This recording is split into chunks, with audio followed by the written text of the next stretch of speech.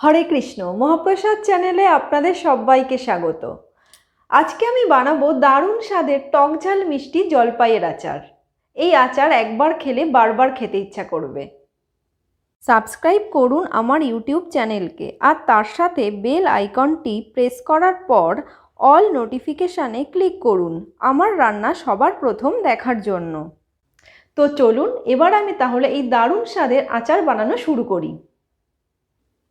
জলপাইয়ের আচার বানানোর জন্য আমি এখানে 1 কিলো পরিমাণ জলপাই নিয়েছি, আর এই জলপাইগুলোকে আমি পরিষ্কার জল দিয়ে ভালো করে ধুয়ে নিয়েছি। এবার আমি এই জলপাইগুলোকে প্রেসার কুকারে দিয়ে সেদ্ধ করে নেব। জলপাইগুলোকে আমি প্রেসার কুকারে খুব ভালো করে সেদ্ধ করে নিয়েছি। দেখুন এরকম একটু ফাটা ফাটা হয়ে যাবে। এখন আমি এই জলপাইগুলোকে একটা পাত্রে তুলে নেব আর ঠান্ডা হতে দেব জলপাইগুলোকে।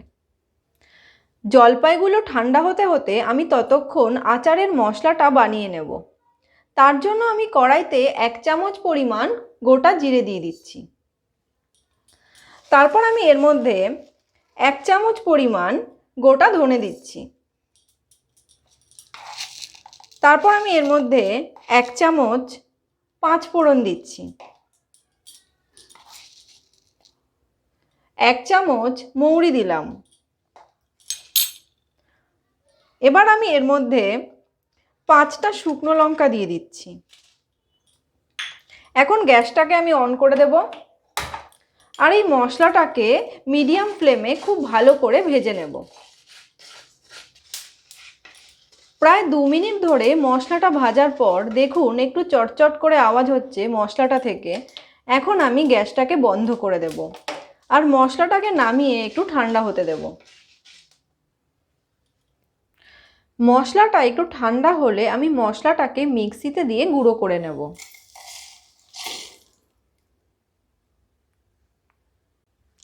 মশলাটাকে আমি মিক্সিতে খুব ভালো করে গুঁড়ো করে নিয়েছি। দেখুন ঠিক এরকম হবে। জলপাইগুলো খুব ভালো করে ঠান্ডা হয়ে গেছে। এখন আমি হাতের সাহায্যে এই জলপাইগুলোকে একটু চটকে নেব। জলপাইগুলোকে আমি হাত দিয়ে খুব ভালো করে চটকে নিয়েছি, কিন্তু আমি খুব মিহি করে কিন্তু চটকাইনি। দেখুন ঠিক এরকমভাবে জলপাইগুলোকে চটকে নিতে হবে। আচারটা বানানোর জন্য আমি এখানে কড়াইতে 5 টেবিল চামচ পরিমাণ সর্ষের তেল গরম করতে দিয়েছি। তেলটা খুব ভালো করে গরম হয়ে গেলে আমি এই তেলের মধ্যে প্রথমে 1 টেবিল চামচ পরিমাণ 5 ফোড়ন দিয়ে দিচ্ছি, আর 2টো শুকনো লঙ্কাকে আমি হাত দিয়ে ছিঁড়ে এর মধ্যে দিয়ে দিলাম। এবার ফোড়নটা থেকে যখন একটু সুগন্ধ বেরোবে তখন আমি এর মধ্যে চটকে নেওয়া জলপাইটাকে দিয়ে দেব।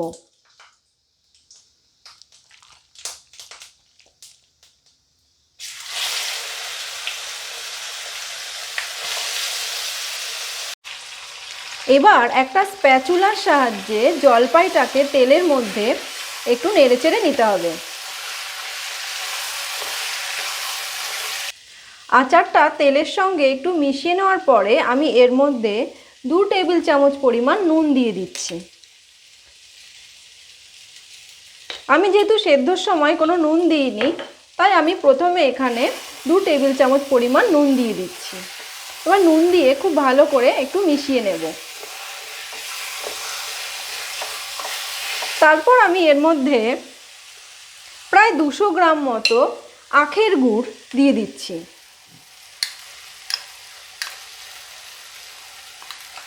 আমি 1 কেজি জলপাইয়ে 200 গ্রাম আখের গুড় ব্যবহার করেছি। আপনারা আপনাদের স্বাদ অনুযায়ী নুন মিষ্টি দেবেন। এখন আমি এর মধ্যে ভেজে নেওয়া যে মশলার গুঁড়ো সেটাকে ছড়িয়ে দিচ্ছি।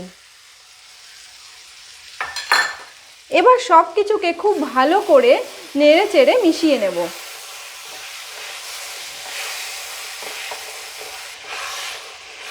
দেখুন একটু নাড়াচাড়া করার সঙ্গে সঙ্গেই গুড়টা কি সুন্দর করে গলে গেছে।